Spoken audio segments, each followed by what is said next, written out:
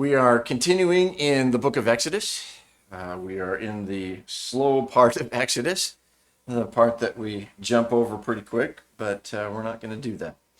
We're looking at the redemptive laws that God gives the nation Israel as part of his covenant with them as he's setting them up as a nation for the first time ever.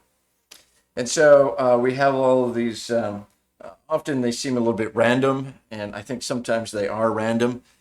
But they're laws of how redeemed people should live because we have a Redeemer. It allows us a glimpse of God's character to know how our character should be. Last week we looked at laws of really personal laws, personal protection laws, that kind of thing. Today we're going to look at laws of property and more laws of protection, responsibility. We three words from last week were responsibility. We are as redeemed people to be people who are responsible, people who are accountable, and people who are liable. We own our actions, we answer for our actions, and we understand that there are consequences for our actions. And so those are kind of, the way in which God puts these laws down in Israel is to say you're to be people who are responsible people, an accountable people, and a liable people. It's not just helter-skelter. The way we act makes a difference in not only our lives and not only our relationship with God, but in relationship to other people. So today we're going to look at three more characteristics, three more, I guess I would call them characteristics, three more words that describe how redeemed people ought to be living and acting and interacting and reacting in the world. So God gives more of these laws. There's a lot for us to get through. I'm not going to go through every one of them. I might highlight a few of them, but we start at Exodus chapter 22. And we're going to end, in verse 9 of Exodus 23. So there's a lot of these laws. I would suggest that you go back and read them. I think personally they would make for wonderful Bible study discussions as you go through these laws and look up the history and culture and how it ended up to that and how are they redemptive. But that's up to you. If we had a lot of time, we could do that. So let me begin in Exodus 22, verse 1. And the first four verses talk about theft or, basically theft, thieves and thieving. If a man steals an ox or a sheep and slaughters it and sells it, he must pay back 5 head of cattle for the ox and 4 sheep for the sheep. If a thief is caught breaking in and is struck so that he dies, the defender is not guilty of bloodshed. But if it happens after sunrise, he is guilty of bloodshed. A thief must certainly make restitution, but if he has nothing, he must be sold to pay for his theft. If the stolen animal is found alive in his possession, whether ox or donkey or sheep, he must pay back double. So let's just stop there a little bit. And again, we have the responsibility, accountability, and liability. So this is probably what the first little section of 22 is about, again, responsibility, accountability, and liability.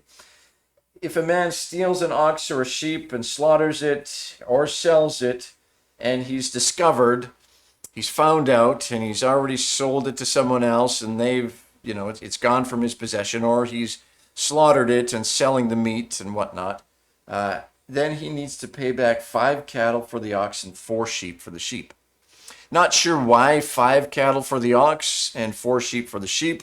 Not sure what the deal is there, but I think it's interesting that if you're going to steal something, you better be prepared to pay back more than you stole, which is an interesting concept. Look at verse 4.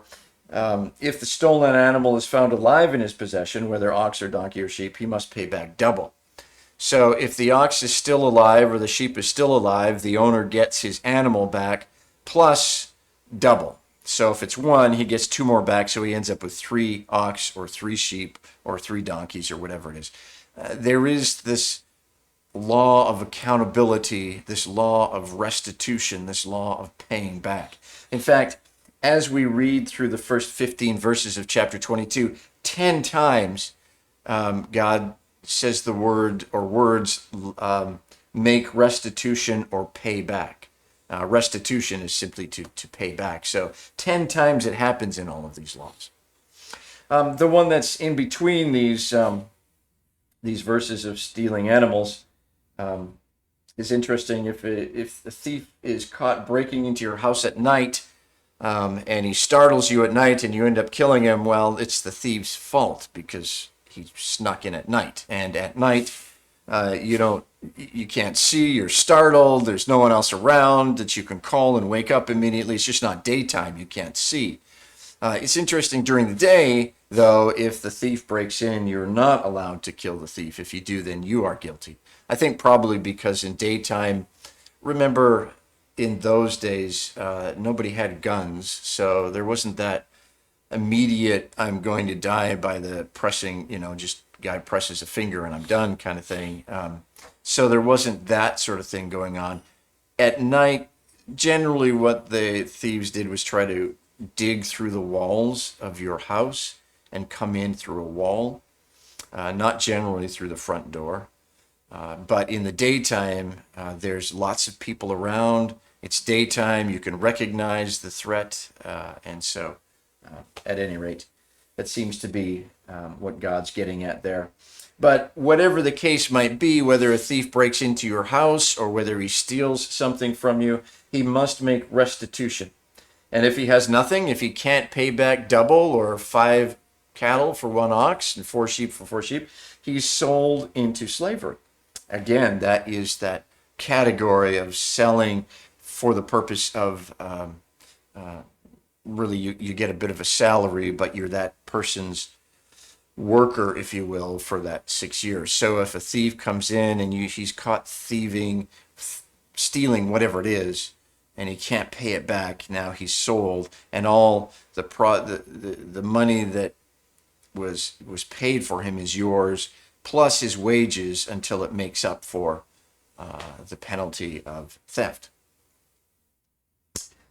Moving on in verse 5, if a man grazes his livestock in the field or vineyard and lets them stray and they gaze and graze in another man's field, he must make restitution from the best of his own field or vineyard. If a fire breaks out and spreads into thorn bushes so that it burns shocks of grain or standing grain or the whole field, the one who started the fire must make restitution. So here is laws of property damage, really. So if your livestock is out in your field and you brought the crop in and it's just eating the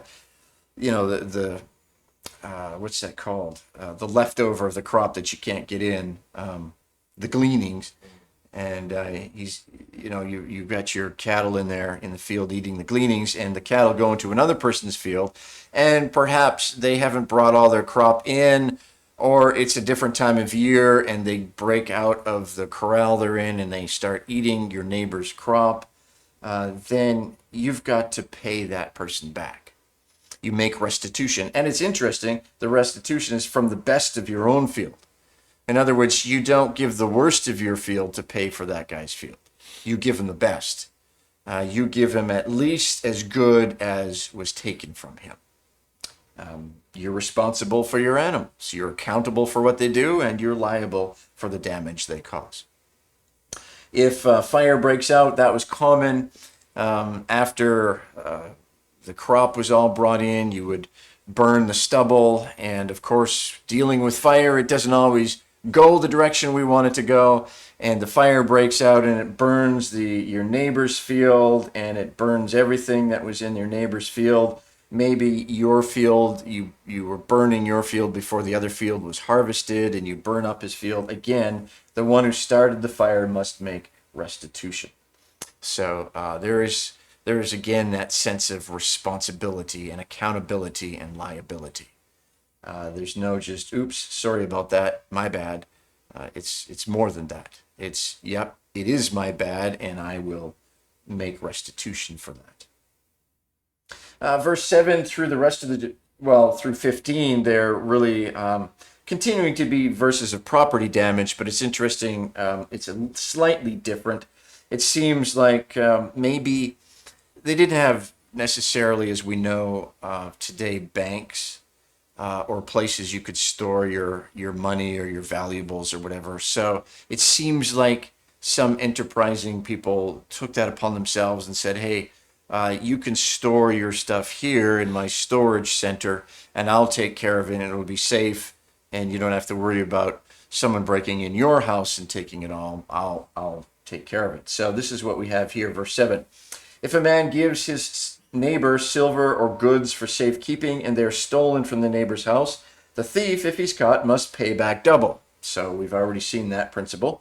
But if the thief is not found, the owner of the house must appear before the judges to determine whether he has laid his hands on the other man's property. So it could be that the guy's just ripping you off. Hey, I'll keep your stuff here, and then he sells it, or he's part of this ring that's this organization that's taking people's stuff and selling it and making money off of it, and says, oh yeah, it was stolen, I couldn't do anything about it. If that's the case, the thief isn't found, then there's suspicion that, okay, did you actually take it? Did you do something with it? And that person, both of them, appear before the judges and discuss the situation. So there's again that responsibility and liability and accountability. Verse 9 is kind of in between, because verse 10 talks again about giving your neighbor animals, not just silver and goods, but animals. But verse 9 is in between. In all cases of illegal possession of an ox, a donkey, a sheep, a garment, or any other lost property about which someone says, this is mine, both parties are to bring their cases before the judges. The one whom the judges declare guilty must pay back double to his neighbor. So you're in the field and you're plowing the field with this new ox that you just got, and someone comes and says, that's my ox. I know him anywhere. Well, no, I don't know. If you're caught with somebody else's ox or donkey or sheep or garment or any other property, you're considered a thief. You stole it. And so you've got to go and make the case that you didn't steal it or you did steal it.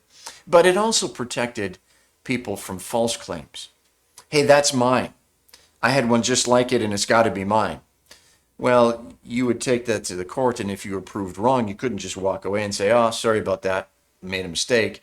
If you were going to accuse someone of stealing your stuff, then you had to be prepared to pay back double if you falsely accused them. So there again was that responsibility and accountability and liability. You can't just falsely accuse someone and walk away from it and tarnish their name, sort of thing.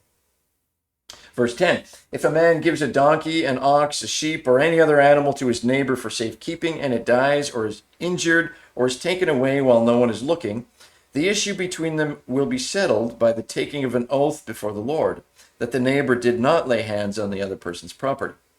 The owner is to accept this, and no restitution is required. So you put your animals in this guy's stockyard or whatever it is, something happens, they get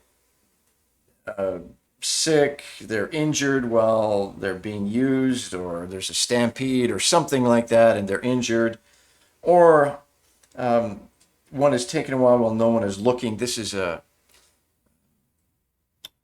it makes more sense when we do the other one, but if that's the case, and there's no negligence on the side of the one who's boarding these animals, then there's no restitution that needs to take place. Sometimes things happen, and that's the natural course of events. As long as there was the person who was boarding these animals took proper care, and that's discovered that he took proper care, and he takes an oath before the Lord, and then there is no restitution. But in verse 12, if the animal was stolen from the neighbor, he must make restitution to the owner. In other words, if there was negligence and it was proven that you left the animal out, or you didn't close the gate, or you should have done something to properly care for the animal, but you didn't, then there is restitution that needs to be taken upon the person who is boarding the animal. If it was torn to pieces by a wild animal, he shall bring the remains as evidence, and he will not be required to pay for the torn animal. So an animal, a lion breaks in and kills one of them, well, that's not his fault. If a man borrows an animal from his neighbor and is injured or dies while the owner is not present, he must make restitution. So you borrow your friend's donkey or whatever it is, it's injured and dies, you left it out in the field, you left it somewhere, you weren't taking care of it, you were negligent again, then there's making the restitution. But if the owner was with the animal, the borrower will not have to pay. So you're going to town together and you say, hey, let's use my donkey, put your stuff on my donkey, something happens. Well, it's not the person's fault that you're going with it. You own the animal, you were there, you could have prevented it just as he could have prevented it, but it's your animal, so it's your responsibility, so it's not the other guy's fault. If the animal was hired, the money paid for the hire covers the loss. Kind of like, well, you're renting it, and part of the rent is that it could be broken. And so if it's, you build that into the cost of renting. So again, just the whole idea of responsibility and accountability and liability. We move into a different section in verse 16 of chapter 22. And really we're talking now about laws that have effect on society in general, more societal laws, how you treat people. The other one was really property laws, personal liability laws, property laws. Now we get into social laws kind of thing, how they affect the rest of society. And there's some hard ones in here to read. Remember, by the way, this is the Old Covenant.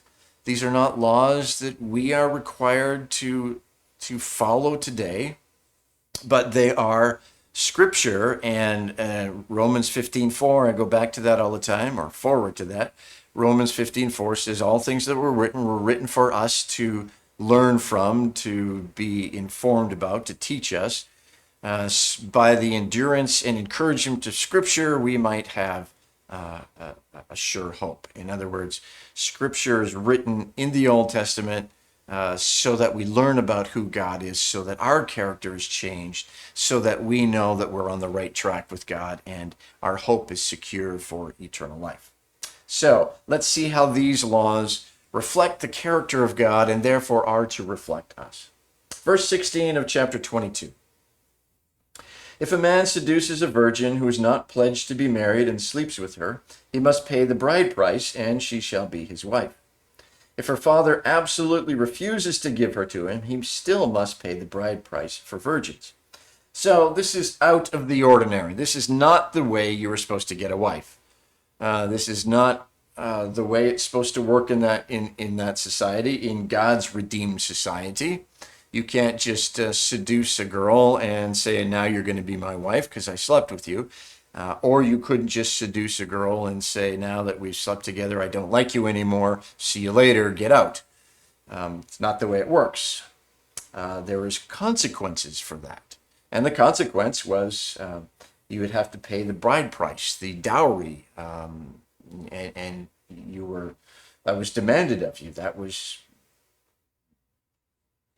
I don't know, I lost the word. That was just what you were supposed to do. That was being accountable for your actions, being liable for your actions. And the girl would then be your wife, because in that society, in the ancient Near East world, women didn't have the opportunity to work, to find jobs, to be self-sustaining, really. So while they were at home, they were under their father's household and protection and provision. After that, they were under their husband's household and protection and provision.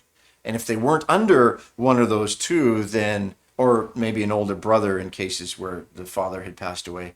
But if you weren't under under the male protection provision, then you really were in a bad spot. You were vulnerable, and you were vulnerable to all sorts of people who would prey on you. And often it might result in prostitution or being sold as a prostitute or something like that. So this was really a law that said you can't just do what you want with women. You can't. You can't just use women for your sexual pleasure and be done with them and throw them away. It does not work that way. So if you're going to have sex with a virgin who's, someone who's not married, and in those days, of course, married and virgin were generally mutually exclusive as far as the official law went. Not that people didn't. I mean, we're human. Everybody has human nature. So there was a lot of sex outside of marriage still taking place. But if you were a virgin, it meant you weren't married. If you were not a virgin, it meant you were married. So you couldn't just seduce a girl and get away with it. But there were times when the father would say, no, she's not going to be your wife. She'll still be under my household. I will take care of her. There was still that liability that you had to pay the bride price, sort of thing. Okay. The next one's interesting. Verse 18, do not allow a sorceress to live. Combine that with verse 20. Whoever sacrifices to any god other than the Lord must be destroyed. So again, this is capital punishment. This is the death sentence. So why, do not allow a sorceress to live? Well, sorcery, in some versions say witchcraft or a witch. Sorcery is really to depend upon or seek other power than God. It's to say that, or it's to live by a different power, a different source of strength, a different, really power, source of strength than the true and living God. And so sorcery is to say that I don't believe in God, I'm not going to follow God, I'm not going to submit to God, I'm going to follow this other power, this other source of power, this other belief system, this other way of finding strength and my way in life. And that was a dangerous thing, because it was saying, I don't believe that God's important. I don't believe that I need to depend upon God. I don't believe that I need to trust in God. I don't even believe in God. And that's why I said combine that with verse 20, whoever sacrifices to any god other than Lord must be destroyed, because often witchcraft, sorcery went along with sacrificing to other gods. It was sorcery and witchcraft is to say there are other gods than the one true God. And I'm going to serve those gods and worship those gods and sacrifice to those gods because they're the ones I believe are the source of life rather than Jehovah. And in God's redeemed society, in God's redeemed nation, in people who are redeemed, there is no room to say there is a God other than our God, or there is a power by which we must live by and worship other than the power of God, whose name is Jesus.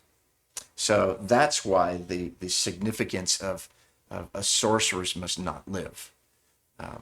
It also, I think, speaks to the danger of games today, of a whole portion of society that would say that spells, casting spells, and demonology and witchcraft and Ouija boards and a magic 8-ball and all of that kind of stuff is just a game. It's just not a problem. It is a problem, and it's not just a game. It takes people, whether knowingly or unknowingly, and often unknowingly, away from understanding the one true God and depending upon the one true God, and therefore living as a redeemed person for the one true God. So God didn't want that for his redeemed nation.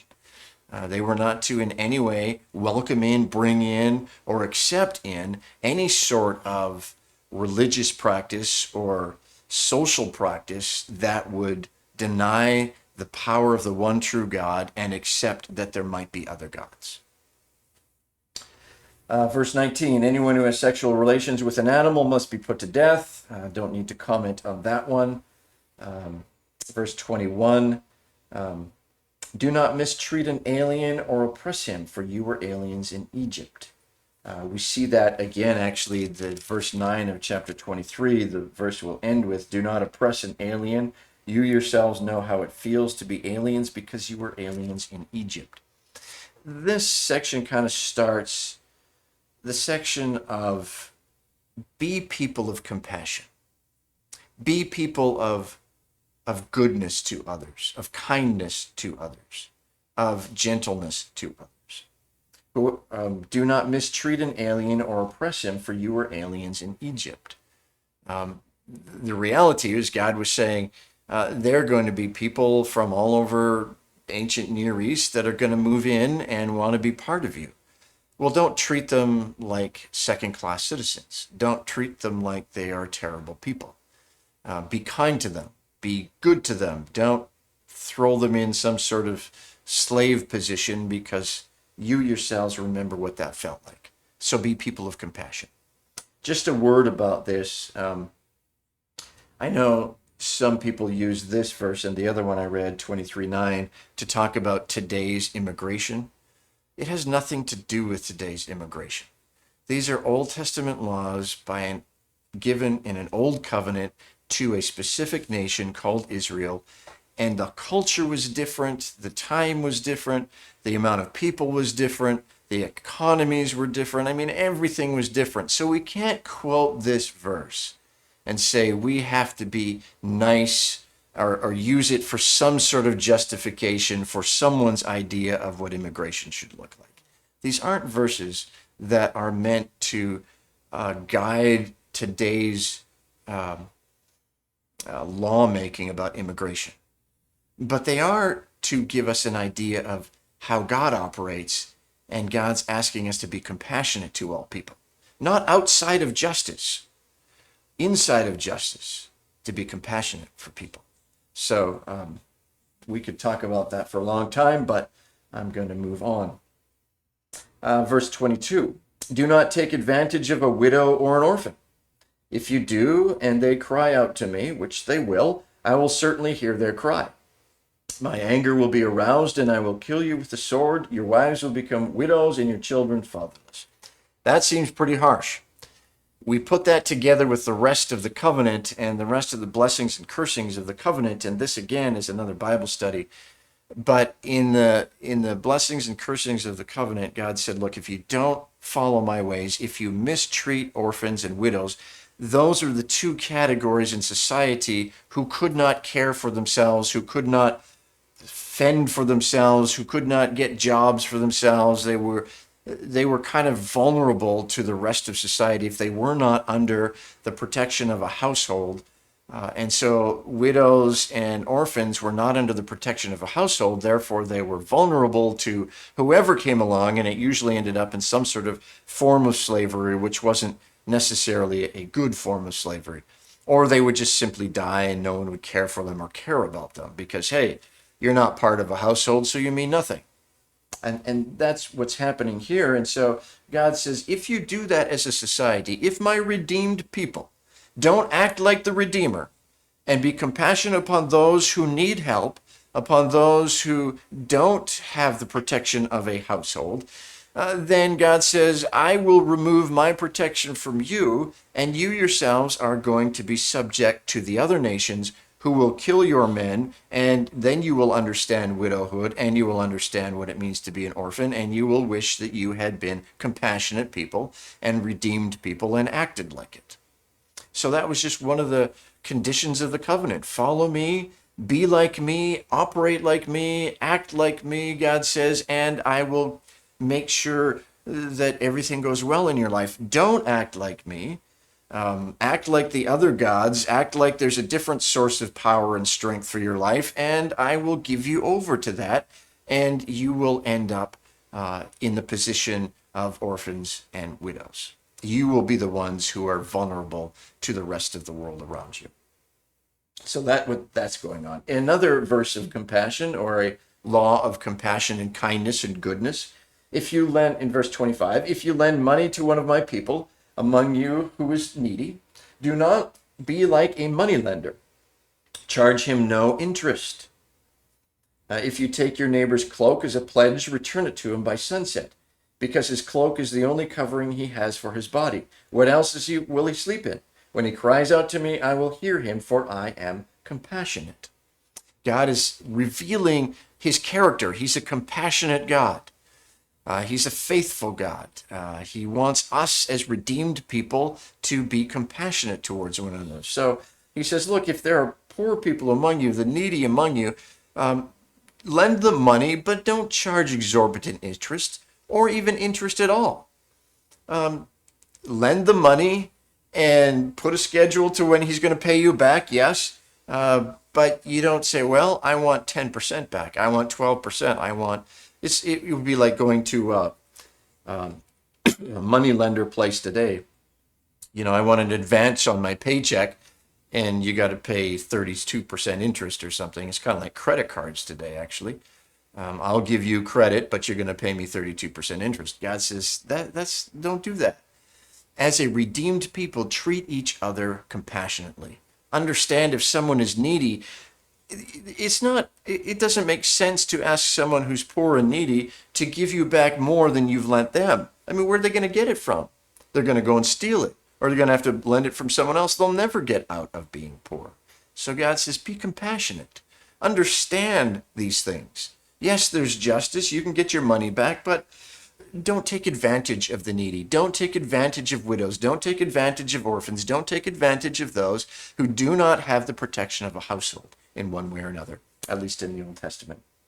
Today, it might be, don't take advantage of those who are open to being taken advantage of. So, verse 28. Oh, the taking, back in verse 26 and 26, taking your neighbor's cloak, that'd be like you lend them something, and here's my cloak, and I'll get it back to you by the end of the day. But if you don't give it back by the end of the day, you don't keep the person's cloak. It was their blanket at night. They didn't have a closet full of comforters and whatever else. That was their blanket often. So don't keep the cloak. Give it back to them. Have compassion on them, and you can go and take it the next day when the sun comes up and say, you still owe me, so I'll take your cloak, but you don't force a person to suffer when they're already suffering, sort of thing. Do not blaspheme God or curse the ruler of your people. Interesting one.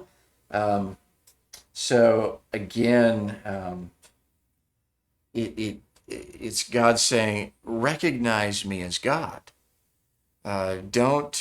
Blaspheming God could also happen by proclaiming that there were other gods, and by setting up idols and following other gods. Often sorcery and witchcraft ended up in blaspheming God. And so that would lead others to do that. And God says, don't take any action that would cause you to say or believe or act out that I'm not really the sovereign God, and that there might be other gods beside me. Don't take any of that action. And furthermore, don't curse the ruler of your people.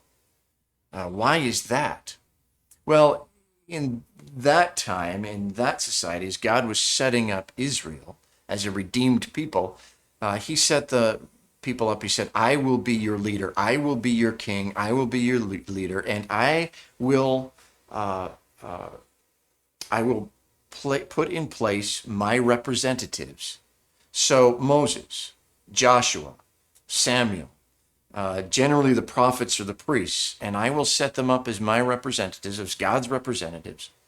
And they will theoretically, hopefully, understand my character and live that character and help you know that character. And so if they rule like I rule, they'll be good rulers. But you might not like everything they say or do, because God was understanding that we as human beings, we have our own thoughts and our own preferences and our own opinions, and we don't always like the way things are done. And God says, that's going to happen, but don't curse the ruler of your people.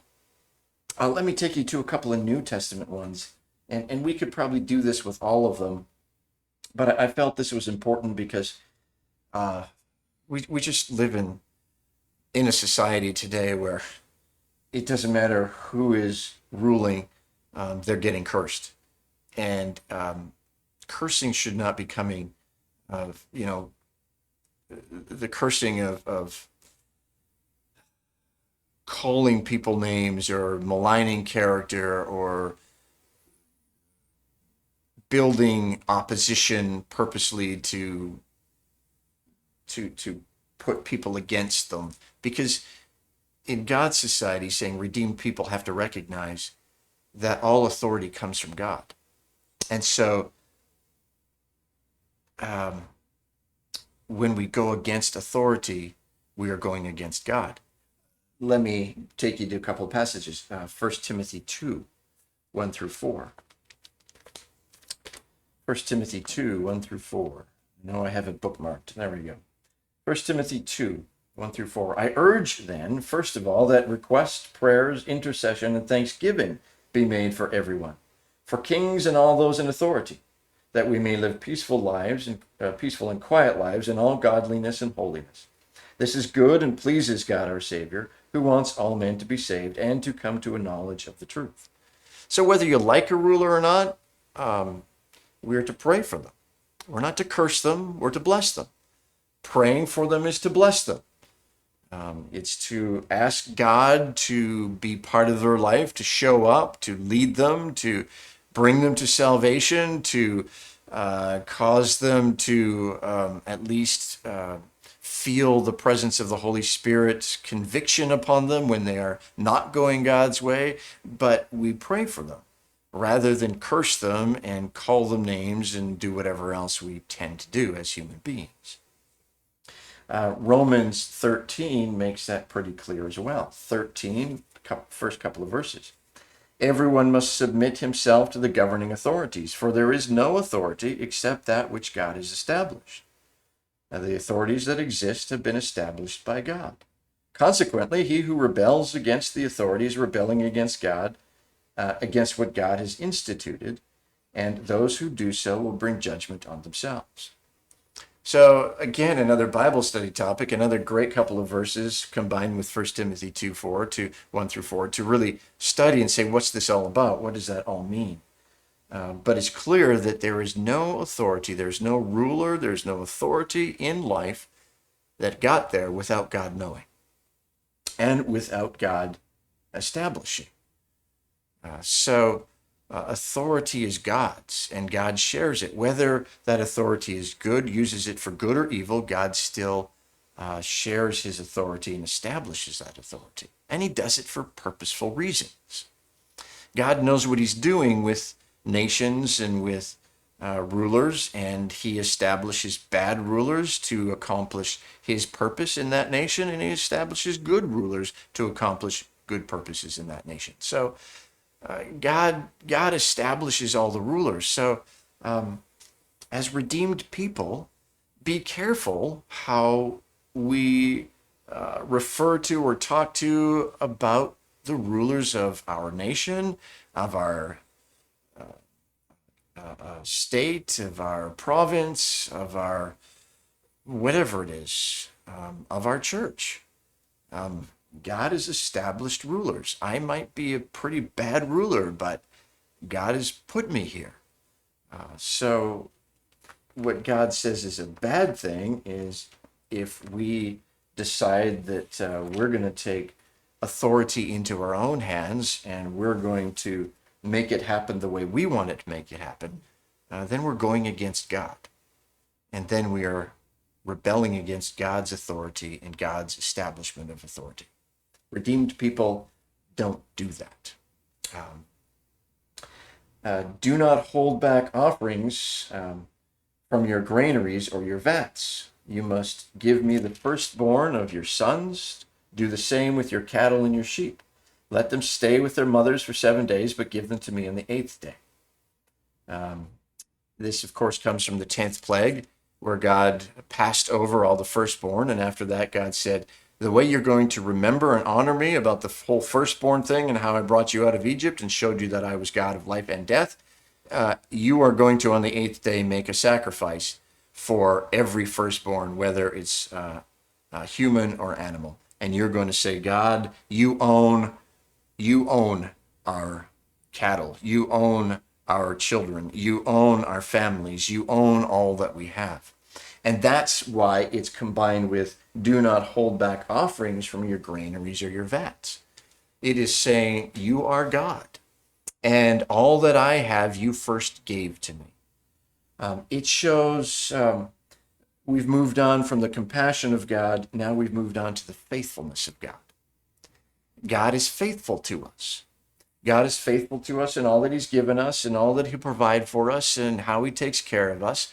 And the question is, are we going to be faithful to him? The temptation is to say no. God, I'm not going to recognize that you give me all things. God, I'm not going to give to you. I'm not going to worship you with my stuff. I'm not going to worship you with my firstborn. It's mine. I did all the work. Too bad. I'm not going to recognize you. I was going to read Malachi chapter 3, but you can read Malachi chapter 3, verses 6 through 10. It's about offerings, and God says, why are you robbing me? And the people say, what do you mean? We're not robbing you. And God says, yeah, you're robbing me because you're not tithing. You're not giving. You're not recognizing who I am and what I mean to your life and the fact that your life, you have life because I've given you life. And so because you're not worshiping me, you're not giving back to me, you are robbing me. And so we need to be careful that we are faithful to God, that we are committed to God. If you want C words, compassion, commitment, faithfulness to God. Chapter 23. Oh, there is verse 31. You are to be my holy people, so do not eat the meat of an animal torn by wild beasts, throw it to the dogs. Holiness is to be set apart, is to be committed, is to be faithful to God. And of course, this is actually a random health law, but it's in there to show that we are set apart people. We're committed to God, and we're to be set apart from the corruption and death and that sort of thing that the wild beast, the torn animal by the wild beast kind of represents. Quickly now to finish the first 9 verses of chapter 23, because I don't want to keep this till next week. We get into laws of, in my Bible it says laws of justice and mercy, but it's kind of the same stuff. I would say they're laws of showing God's character of truth, that he is truth. And we as redeemed people are to be people of the truth. We're to be people of compassion. The way we treat each other, we're to be people of commitment, the way we treat God, and we are to be people of the truth, the way we treat his word. So, verse 23, do not spread false reports. Do not help a wicked man by being a malicious witness. Do not follow the crowd in doing wrong. When you give a testimony in a lawsuit, do not pervert justice by siding with the crowd, and do not show favoritism to a poor man in his lawsuit. So don't be a person of falsehood. Be a person of truth. God's word is truth. Our words need to be truth. Verse 4, if you come across your enemy's ox or donkey wandering off, be sure to take it back to him. If you see the donkey of someone who hates you who's fallen down under its load, do not leave it there. Be sure you help him with it. This is in there because what we're talking about is, those who we're ganging up on in lawsuits and lying about are our enemies. We want to see their downfall. We want to destroy them by false accusations, false words. And so we go along with the crowd, just like the crowd went along with the Pharisees to crucify Jesus. God's saying, be a people of truth and uprightness. Treat your enemies with goodness and truth. Jesus talks about that in the Sermon on the Mount. You've heard it said, well, some people say, treat your enemies like they treat you, but he says, I tell you the truth, treat others like you would have them treat you. Don't hate your enemies, love your enemies. And this shows up in the way we speak about them, the way we, our way we use our words and our actions. Do not deny justice, verse 6, to your poor people in their lawsuits. Have nothing to do with a false charge, and do not put an innocent or honest person to death, for I will not acquit the guilty. Do not accept a bribe, for a bribe blinds those who see and twist the words of the righteous. So don't show favoritism to the poor, back in verse 3, but don't show favoritism to the rich either. Be honest, be truthful, be a person of righteousness.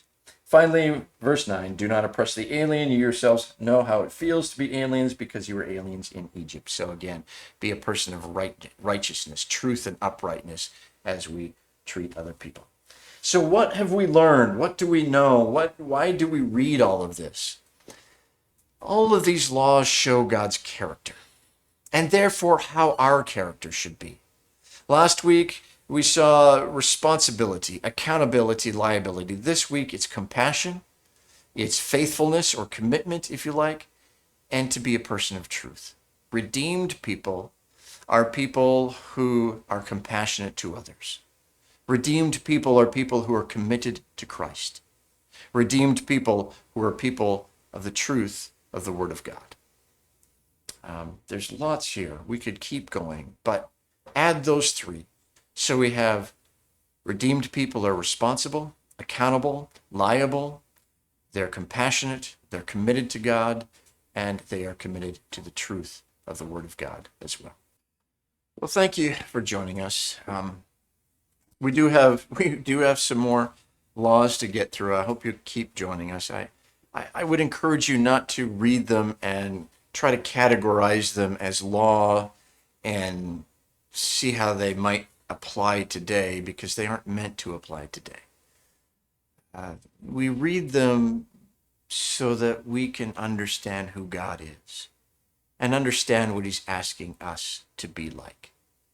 So read through them again, find the character of God in them. And instead of comparing law to law, compare the heart of God to our own heart. I think that's the purpose of reading these. Who is God and who am I? Do I reflect him or not?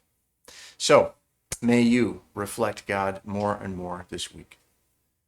May he reveal his character to you, his faithfulness to you, his compassion to you, and his truth to you. And may we do the same to those around us. Amen.